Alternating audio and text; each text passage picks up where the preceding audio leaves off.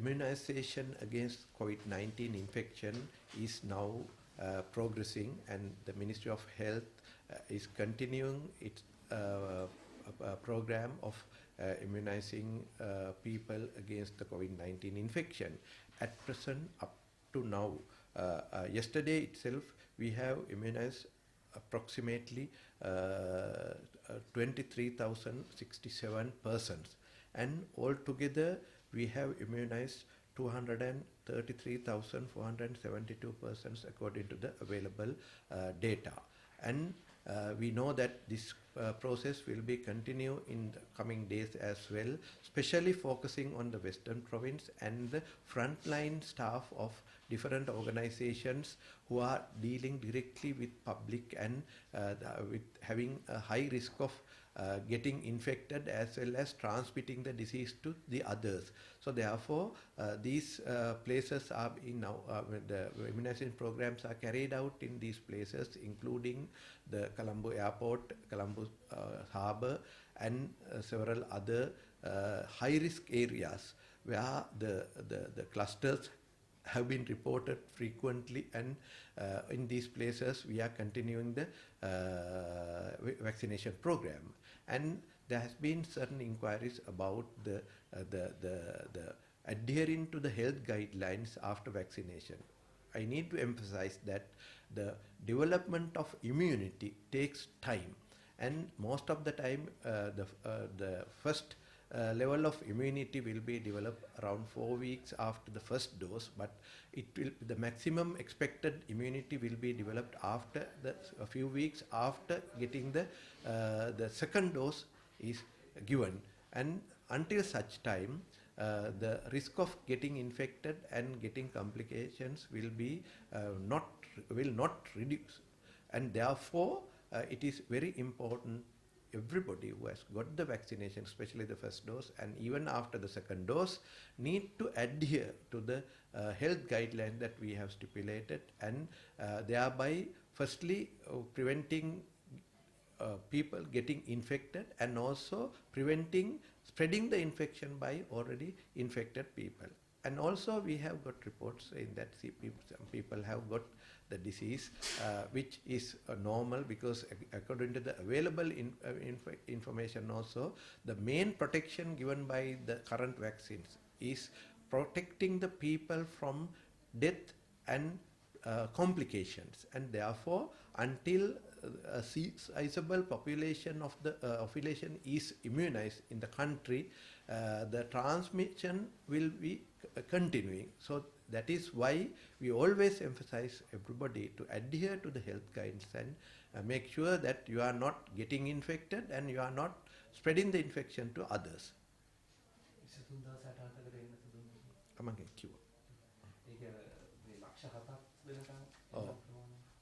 We are also planning to purchase approximately 1 million doses very soon, and we have already received 500,000 doses, and probably if depending on the circumstances there will be more vaccines purchased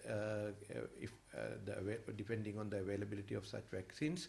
And we are expecting 264,000 doses of vaccines through the COVAX facility, and we are at least during the first round a minimum of 750,000 people would be immunized at this round, but depending on the availability of vaccines, these numbers will be increased, and we will continue the vaccination program as and when the new stocks of vaccines are arriving in Sri Lanka through different sources.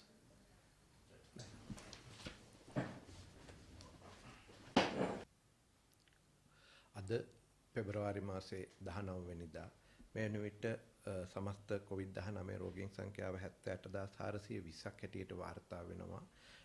මෙයින් මේ වන විට 71,823 දෙනෙක් සුව වී තම නිවෙස් බලා ගොස් තිබෙනවා.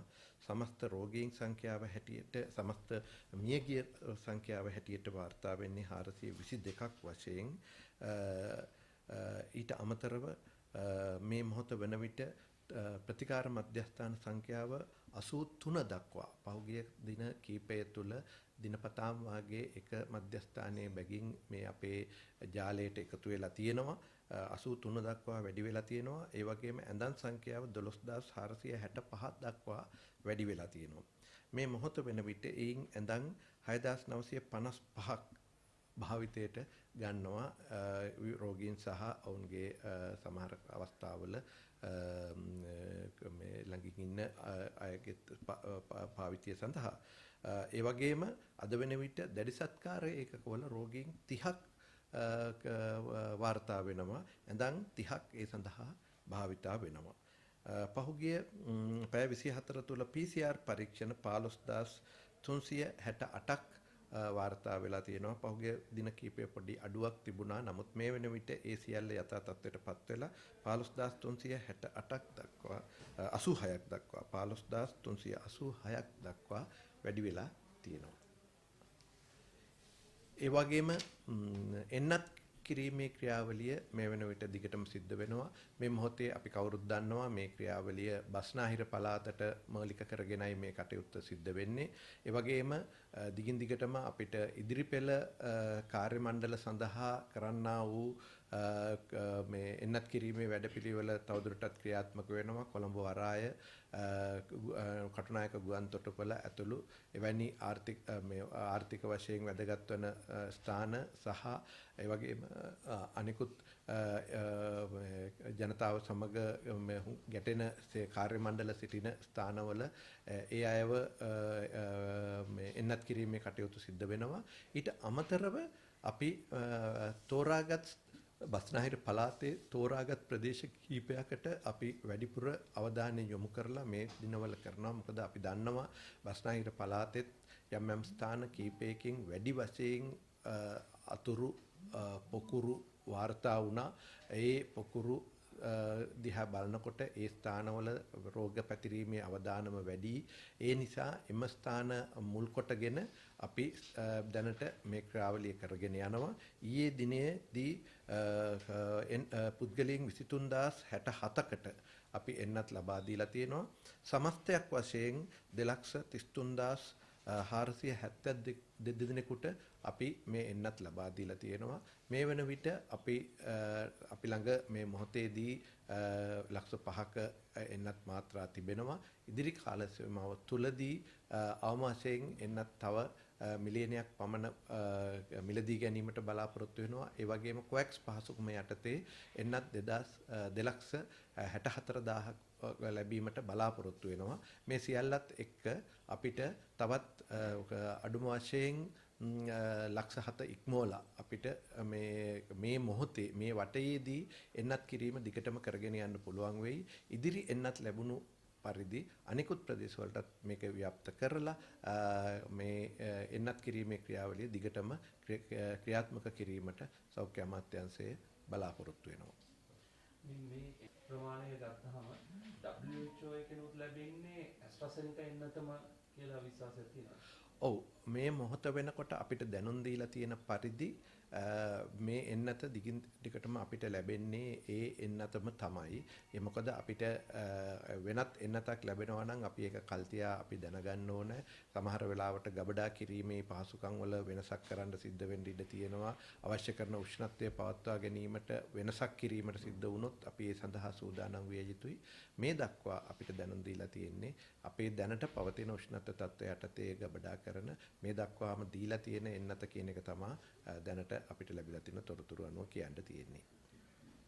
මේ එන්නත් ලබා දීමේ මතයක් තියෙනවා දැන් මේ එන්නත ලබා ගැනීමෙන් පසු සෞඛ්‍ය පොදු අධ්‍යයනයේ සූදානමක් ඒ ඊට අමතරව එන්නත ලබාගත් කීප දෙනෙකුටම නැවත කොරෝනා ආසාදනය වෙලා තියෙනවා.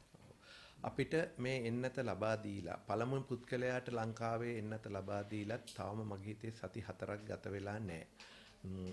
අපි 29 වෙනිදා ජනවාරි 29 වෙනිදා තමයි මුල්ම පුද්ගලයෙකුට මෙහි එන්නත ලබා දුන්නේ. එදා සිට මේ දක්වා බලනකොට සති තවම සති 4ක් ගත වෙලාත් නැහැ. ඒ නිසාම අපි දන්නවා මේ එන්නතක් ශරීරගත කරාට පස්සේ සති ගණනාවකට පසුව තමා අවශ්‍ය කරන ප්‍රතිශක්තිය ගොඩ නැගින්නේ. එසේ ප්‍රතිශක්තිය ගොඩ නැගුණු පසුව තමා අපි බලාපොරොත්තු වෙන්නේ ආරක්ෂාව ලැබෙන්නේ.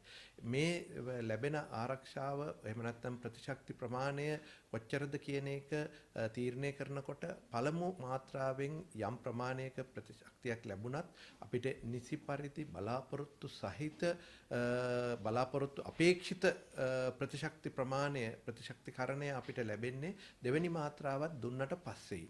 ඉතින් මේ ප්‍රතිශක්තිය ගොඩනැගීමට පෙර යම් පුද්ගලයෙකුට මේ වෛරසය ශරීරගත වුණොත් ඔහුට මේ රෝග ලක්ෂණ ඇතිවීම අනිවාර්යයෙන්ම සිද්ධ වෙනවා. ඒක වෙනම කාරණාවක්. ඊට අමතරව මේ දක්වා ලැබිලා තියෙන තොරතුරු අනුව අපිට වඩාත් සහතික වෙන්න පුළුවන් මේ රෝගයෙන් ලැබෙන ආරක්ෂාව වන්නේ රෝගයේ වැළඳීමේ හැකියාවට වඩා ඒක වැළැක්වීමට වඩා යම් ආකාරයකට වැළඳුනොත් සංකූලතා ඇතිවීම මරණයෙන් කෙලවර වීම ආදී දේවලින් ආරක්ෂා වීම තමයි වැඩියෙන්ම අපිට තාම සාක්ෂි තියෙන්නේ. මේ රෝගයේ බෝවීමේ වැළැක්වීමට තියෙන යම්කිසි හැකියාවක් තියෙනවා. ඒ හැකියාව වඩාත් අපිට අපේක්ෂා කරන්න පුළුවන් වෙන්නේ රටේ ජනගහනයෙන් විශාල කොටසකට මේ එන්නත ලබා දුන්නට පස්සේ.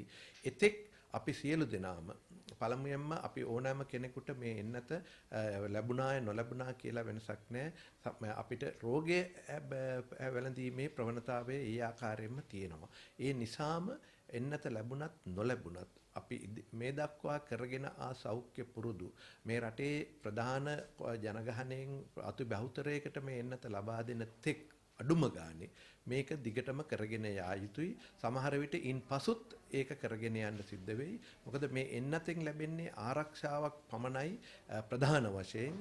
ඊට අමතරව අනිකුත් බෝවීමේ හැකියාව පිළිබඳව අපිට තාම නිශ්චිත සාක්ෂි නැහැ. ඒ නිසා අපි මේ පිළිබඳව සිතටගෙන අපේ ආරක්ෂාවට අපි කළ යුතු ඒ සෞඛ්‍ය පුරුදු නොකඩවාම කරගෙන යාම වැදගත් වෙනවා.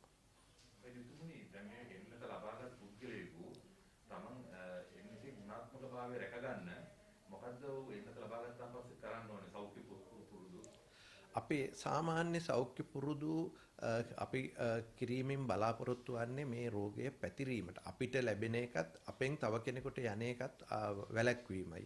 මේක ප්‍රධාන වශයෙන් අපි හුඟ දෙනෙක් කරන නිසාම තමා මේ දක්වා වුණත් දිවයිනේ විවිධ ප්‍රදේශ වලින් මේ රෝගීන් වාර්තා වුණත් මේ එක රෝගියෙක්ගෙන් දෙතුන් දෙනෙකුට බෝ වෙලා මේක අර මහා පරිමාණයෙන් ව්‍යාප්ත වීමක් අපි නොදකින්නේ මේ අපි සෞඛ්‍ය සේවකයන් විසින් ගන්නා ක්‍රියාමාර්ගත් ඒ වගේම රෝගීන් හොයාගෙන හැකි ඉක්මනින් අපි අර අපේ ප්‍රතිකාර මධ්‍යස්ථානට යැවීමත් සාමාන්‍ය ජනතාව හැටියට අපිට ලැබෙන සහාය විශේෂයෙන්ම නිරෝධායනය කිරීමේදී නිසි පරිදි කිරීමෙන් ලැබෙන සහායත් ඒ සියල්ලටම අමතරව අපේ කරන මේ සෞඛ්‍ය පුරුදු නිසි පරිදි කිරීමෙන් ලැබෙන සහායත් නිසා තමා මේ වෙන විට අපිට මේ රෝගීන් තත්වය අති බහුතරයක් එහෙමත් නැත්නම් අපි කියනවා අර මේ අපි මේ දෙගුණ තෙගුණ වෙමින් ඉහළ යෑමක් අපිට දකින්න නොලැබෙන්නේ අපි සියලු දෙනාම එකා වගේ වැඩ කිරීමෙන් මේ රෝග පාලනයට එකිනෙකාට සහයෝගයෙන් කටයුතු කරන නිසා. හැබැයි මේක අත ඇරුණොත් සමහර විට ආයෙත් අර දෙගුණ තෙගුණ වෙමින් මේ රෝගීන් හමු වීමේ ප්‍රවණතාවයක් ඇති වෙන්න පුළුවන්. ඒ නිසා එන්නත ලබා ගත්තා කියලා වෙනසක් නොකර අපි දිගින් දිගටම මේ සෞඛ්‍ය පුරුදු ඒ ආකාරයෙන්ම කළ යුතුයි. අමාරුයි මේ එන්නත ලබා ගත්තා පස්සේ මධ්‍යසාරයක පාවිච්චි කරනවා. ඊට පස්සේ කියනවා මේ රෝගී වැළඳුනායි කියලා. ඒ අයට දෙන්න තියෙන පණිවිඩය මොකද්ද මේ එන්නත ලබා ගැනීමෙන් පසුව මධ්‍යසාර පැළඳී භාවිතා කිරීමෙන් මේ ප්‍රතිශක්තිකරණයට සිදුවන්නා දෙයක් ගැන අපිට පැහැදිලි සාක්ෂියක් නැහැ. හැබැයි අපි පැහැදිලිවම කියන්න ඕන මධ්‍යසාර දුම්වැටි සහ මත්ද්‍රව්‍ය ශරීරයට අහිත කරයි. ඒ නිසා ඒවායෙන් වැළකීම සිටීම අනිවාර්යයෙන්ම කළ යුතු දෙයක්. ඒක මේකට පටලා ගැනීම මම හිතනවා කරන්න එපා. මොකද අපිට පැහැදිලිව පෙනෙන දෙයක් තමයි සමහර පුද්ගලයන් මේවට ඊටමත් ලොල් වෙච්ච පුද්ගලයන් දැන් එන්නත් ලබා ගැනීමට මැලිකමක් දක්වනවා. මේක නිසා අපිට මේ මත්පැන් පානය කරන්න බැරි වෙයි. එහෙමත් නැත්නම් මේ මත්පැන් පානය කළොත් අපේ ශරීර සෞඛ්‍යයට ලොකු හානියක් වෙයි. ඒ වගේ බියක් නිසා එන්නත් ලබා ගැනීමට පසුබට වෙනවා. අන්න ඒක මං හිතනවා වැරදි මතයක්. ඒ නිසා එන්නත් ලබා ගැනීම අනිවාර්යෙන් කරගන්න.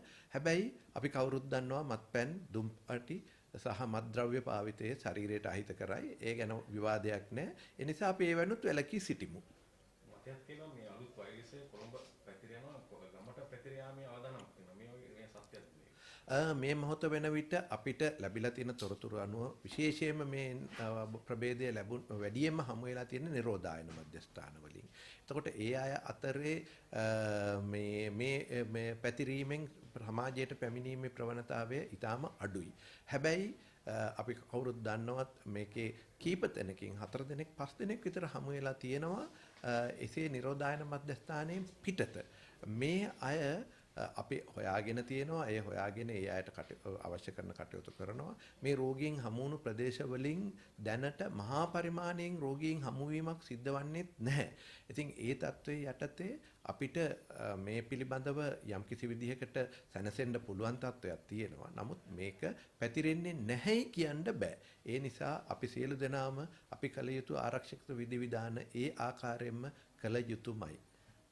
වෛද්‍යාව කරා ඇවිල්ලා තියෙනවා දකුණු අප්‍රිකාවේ තියෙන වෛරස් ප්‍රභේදය. ඒක අපි අහලා තියෙනවා මේ ඇස්ට්‍රාසෙනිකා එන්නටත් මේ ආන්සර් කරන්න නැහැ කියලා මේ මැඩපවත්තන්න බෑ කියලා. ඉතින් ඒ ඉන්දියාවේ ඉඳලා දැන් ලංකාවට මේ ප්‍රවණතාවයක් තියෙන්නේ. මේක කවදාකවත් අහසින්වත් වායුගෝලයේ හරහාවත් මුහුදෙන්වත් එහෙමත් නැත්නම් අපි මේ කුරුල්ලෝ හෝ සතුන් මාර්ගයෙන්වත් මේක ලැබෙන බවට කොහෙත්ම මේ දක්වා සාක්ෂි නැහැ. ඒ තත්ත්වය යටතේ ඒ රටවලින් පැමිණෙන ජනතාව හරහා පමණයි අපිට මේක සිද්ධ වෙන්න පුළුවන් වෙන්නේ. එහෙම වුණොත් ඒ නිසා තමයි අපි සියලුම සංචාරකයන් ඇතුළු සියලුම විදේශවලින් පැමිණෙන පුද්ගලයන් නිසි නිරෝධායනයකට ලක් කරලා අපි මේ කටයුත්ත කරන්නේ. විශේෂයෙන්ම මේ සංචාරකයන්ගේ පැමිණීම පවත්වාගෙන යාම සඳහා අපි ආරක්ෂිත බුබුලක් ඇති කිරීමෙන් අපි බලාපොරොත්තු වෙන්නේ මේ නිරෝධායන කටයුත්ත මේ අනෙක් අයත් සමග මුසු වීමේ ප්‍රවණතාවය අවම කිරීමට අවශ්‍ය කරන ක්‍රියාවලියක්. ඒ නිසා ඒ ක්‍රියාවලියත් එක්ක අපි කරගෙන යන වැඩසටහන හරහා අපිට මේ ප්‍රභවයේදී ලංකාවට පැමිණීමේ ඉඩකඩ අවම කරලා තියෙනවා.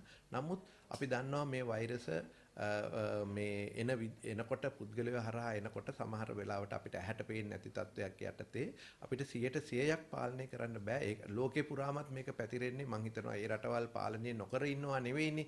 ඒත් ඒ රටවල් වලටත් මේවා පැමිණෙන්නේ ඒ හේතුව නිසාමයි. අපිට අවශ්‍ය වන්නේ මෙහින් වෙන්න පුළුවන් මේ හානියක් වෙනවා නම් ඒක අවම කරගෙන අපේ රටේ ජනතාවගේ ආරක්ෂාව උපරිමයට සලසා ගැනීම තමයි අපේ බලාපොරොත්තුව වන්නේ. ඒ වගේම දැන් මේ වන විට වාර්තාපද වෙනවා දැන් අලුත් ගුවන් සේවා කිහිපයක් නව ගුවන් ගමන් නැවත ආරම්භ කළා කියලා ලංකාවත් සමග. ඒතකොට සංචාරකයන් පැමිණීම වැඩි වෙනවා. එතකොට මේ වැඩි ප්‍රමාණයක් එකවර සංචාරකයන් එන්න ගත්තොත් එහෙම ලංකාවට ඊට සරිලන විදියට සෞඛ්‍ය පහසුකම් ලබා දීමේ සෞඛ්‍යංශ ශක්තිමත් අවශ්‍ය කරන සියලු කටයුතු අපි සිද්ධ කරලා අපි අවශ්‍ය කරන මාර්ගෝපදේශ සම්පාදනය තියෙනවා. මේකට මේ සංචාරක ව්‍යාපාරයේ ඉදිරියට ගෙන යාම සඳහා අවශ්‍ය කරන අංශවලින් විශේෂයෙන්ම දේශපාලන පැත්තෙන් අවශ්‍ය කරන කැපවීම අපිට ලැබෙනවා. ඒ අනුව අපිට ඒ නායකත්වය දීලා තියෙන නිසාම අපිට සංචාරක කටයුතු වලදී සෞඛ්‍ය නීති අනුවලට අනුව කටයුතු කිරීමට සියලු දෙනාම මේ වෙනකොට සැදී පැහැදී සිටිනවා. අපි දන්නවා ආරම්භක අවස්ථාවවලදී යම් යම් පුද්ගලයන් කීප දෙනෙක්ගේ නොදැනුවත්කම නොසැලකිලිමත්කම නිසා යම් යම් දේවල් සිද්ධ වුණත් මේ වන විට මේක යථා තත්ත්වයටපත් වෙලා අපිට මේක ධනාත්මක ලෙස අරගෙන මේ සංචාරකයන් කියන්නේ අපිට විපතක් ගෙනෙන අය කියන ආකල්පය ගෙනින් නැතුව අපිට රටේ ආර්ථිකයට මේක දායක වෙන්න විදිහට මේක කරගෙන යන්න අවශ්‍ය කරන මාර්ගෝපදේශ අනුව සියලුම පාර්ශවකරුවන් කටයුතු කරනවා මේ දවස්වල. ඒ හරහා අපි බලාපොරොත්තු වෙන්නේ ඒ අයගේ කැපවීම හරහා ඒගොල්ලන්ගේ දැඩි මේ අදිෂ්ඨානයේ හරහා මේ නීති කඩ කරන්නේ නැතුව මේ රෝගය රෝගය රටට ඇතුළට එන්න තියෙන අවස්ථාව ඉදි කරන්නේ නැති බිහි කරන්නේ නැතුව අපිට කටයුතු කරන්න ඒ සියලු දෙනාම මේ මොහොතේ වෙනකොට අපිත් එක්ක කටයුතු කරනවා. ඒ නිසාම අපි හිතනවා මේ සංචාරකයන් වැඩිවීම නිසාම මේකේ අවදානමක් වැඩි වෙන්නේ නැහැ. නමුත් සංචාරකයන් වැඩිවීමත් එක්ක හෝ එසේ නොවුනා හෝ අපි විවිධ හේතුන් ඉදිරිපත් කරමින් අපි මේ කරන ආරක්ෂිත වැඩපිළිවෙල කඩා දැම්මොත් මං හිතනවා අපිට බේරීමක් වෙන එකක් නැහැ. මේ එක්සත් රාජධානියේ පැතිර යන අලුත් වෛරසය ශීඝ්‍රයෙන් පැතිර යද්දී ලංකාවේ ඒ සඳහා වූ ගුවන් කාලය යුද්ධ කරා. ඔව් මේක එක්සත් රාජධානියේ පැතුරුණාට ඊට වඩා අපිට මේ වෙනකොට අපි එක්සත් රාජධානියේ සංචාරක මේ සීමා කිරීම තියද්දි තමයි මේක ලංකාවට ආවේ. එතකොට එක්සත් රාජධානියෙන් එක පුද්ගලයෙක් පමණයි අපිට ආවේ. ඒ අර අපේ ක්‍රීඩකෙක් ගැන අපි සඳහන් කරපු දේ. ඒ පුද්ගලයා අපි නිසි පරිදි නිරෝධායනට ලක් කරලා තිබුණු නිසා එතනින් අපිට ඒ රෝගේ පැතිරීමට තිබුණු ඉඩ කඩ තිබුණ නැහැ.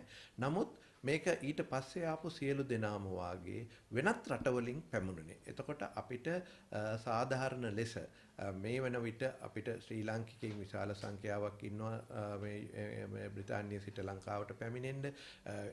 පුහුණුවට ගිය වෛද්‍යවරු සහ අනෙකුත් රජයේ සේවකයින් විශාල සංඛ්‍යාවක් ඉන්නවා ලංකාවට පැමිණෙන්න. මේ සියල්ල නැවතිලා තිබුණා පහුගිය කාල සීමාව තුළ මේ අවදානම නිසා. නමුත් මේ රෝගීන් දැන් හමුවන්නේ වෙනත් රටවල් හරහා ලංකාවට පැමිණෙන්නේ. එංගලන්තය හරහා නෙවෙයි. නමුත් අපි මේ සීමාවන් අයින් කරපුවාම එංගලන්තයෙන් එන අය ගැන දැඩි අවධානයෙන් ඉඳලා නිසි නිරෝධායනට ලක් කරලා ඒ අයව සමාජයට යන්න කටයුතු කරන්නේ. ඒ නිසා ඒ විවෘත කිරීම හරහා විශේෂ අවධානමය අඩුවීමක් සිද්ධ වෙන්නේ නැහැ. ආශ්‍රීසයන් සහ කොළඹ දිස්ත්‍රික්කයේ චෝදනාවක් තියෙන සෞඛ්‍ය අංශයට මේ නිවාසවල දින කීපයක් දින 3-4 රැඳී සිටීමට සිදු වෙලා කියලා කඳවුරට යාමට පෙර මේ තුලින් නිවසේ අනිත් අයටත් බෝවීම වැඩි වෙලා මේක භයානක තත්ත්වයක් කියලා සඳහන් වෙනවා. ඔව් මේක බොහෝ වෙලාවට මේක වැඩි දෙනෙක් කියන වචනය අපි පිළිගන්න අමාරුයි. මොකද අපිට රෝගීන් හමුවන සංඛ්‍යාව සහ රෝහල් ගතවන රෝගීන් සංඛ්‍යාව දිහා බලනකොට අපිට යම් සුළු ප්‍රතිශතයක් පමණයි අපිට දිනකට මේ රෝහල් කතා ගෙනියන්න බැරි වෙන්නේ. නමුත් අපි දන්නවා එවැනි බැරිවන රෝගීන් පිළිබඳව තත්ත්වය බොහෝ වෙලාවට ඕනම කෙනෙකුට සාධාරණයි. ඒක ඉස්මතු වෙලා පේනවා. මේ තත්ත්වය හුඟක් වෙලාවට සිද්ධ වන්නේ මේ රෝගීන් බෙදා හැරීම, මේ රෝහල් වලට යැවීම. මොකද ප්‍රතිකාර මධ්‍යස්ථාන 83ක් තියෙනවා. මේවා රට පුරා පැතිරිලා තියෙන්නේ. මේ තත්ත්වයේ යටතේ මේ ඉඩකඩ තියෙන ඒ වගේම යම් ස්ථානයක රෝගීන් යම් අපි කියන්නේ වාට්ටුවක් හෝ ප්‍රදේශයක රෝගීන් ඉවත් කරපුවාම මේ ප්‍රදේශය සම්පූර්ණයෙන්ම නැවත ජීවාණු හරණය කරලා නැවත ගන්න පොඩි කාලයක් ගත වෙනවා. මෙවැනි කාරණා නිසා සෑම රෝහලකම තියෙන ඇඳන් ඉඩ තිබුණු පළියටම අපිට ඒ තැන්වලට මේ ආව යවන්න බෑ. එතකොට අපේ සෞඛ්‍ය අමාත්‍යාංශයේ ප්‍රධාන මෙහෙයුම් මැදිරියකින් මේවා හොයලා බලලා අදාළ රෝගීන්ගේ ඒ බෙදා හැරීම අපි සිද්ධ කරනවා. ඊට පස්සේ ඒ රෝගීන් තම නිවෙස් වලින් ගෙනත් ප්‍රධාන තැනකට ගෙනල්ලා එතනින් බස් රථ වලින් ඒ ප්‍රතිකාර මධ්‍යස්ථාන සඳහා ගෙනියනවා. මේක ඊටාම සංකීර්ණ ක්‍රියාවලියක්. මේ සඳහා අපිට මේ ඒකට කාටවත් දොස් පවරනවා නෙවෙයි. අපි දන්නවා ස්වේච්ඡාවෙන් කිසිම කෙනෙක් අපිට ඉදිරිපත් වෙන්නේ නැහැ. මේ කවුරුවත් අපිට කුලියට පවා වාහන ලබා දීමේදී ඉතාමත්ම අපහසුයි අපිට ඒ කුලී රථයක් හරි ඒ සඳහා ලබා ගන්න. මොකද මේ රෝගය පිළිබඳව තියෙන බිය නිසා අපේ රජයේ වාහන, රජයේ ගිලන් රථ, රජයේ බස් බොහෝ වෙලාවට ලබාගෙන බොහොම අමාරුවෙන් කුලියට ලබාගත් රථ කීපයක් එක්ක මේක කරගෙන යනවා. ඒ නිසා මම හිතනවා ජනතාවගෙන් විශේෂයෙන් ඉල්ලා සිටින්නේ මේ ක්‍රියාවලියේදී අපිට අපි ප්‍රතිකාර මධ්‍යස්ථානයකට ඒ අයව ගෙන යන තෙක් ඉතා ඉවසිල්ලෙන් තමන්ගේ නිවසේ මේ වෙන් වෙලා හැකි පමණ අනික් අයගෙන් ඈත් වෙලා ඉන්න සෞඛ්‍ය සේවකයන් ඇවිල්ලා ඒ අයව රැගෙන යාවි. මොකද මේක හැමතැනම වෙන මහා පරිමාණයෙන් සිද්ධ වෙනවා නම් මේ රෝගීන් 700ක් 800ක් හම්බ වෙනකොට ඒකෙන් 4500ක් මේ ගෙවල් වල නවතිනවා නම් රෝහල් වලට ඇතුළු වෙන්න වෙන්නේ 200ක් 300ක්. එහෙම නෙවෙයි. අපේ සාමාන්‍යයෙන් වෙන්නේ හමුවන රෝගීන්ගෙන් විශාල ප්‍රතිශතයක් අපි රෝහල් වලට ගෙනියනවා. නමුත් විවිධ ප්‍රායෝගික හේතුන් මත කීප දෙනෙකුට මේ ප්‍රශ්නය තියෙනවා. අපි ඒකත් අවම කරන්න දැන් කටයුතු කරලා තියෙන්නේ.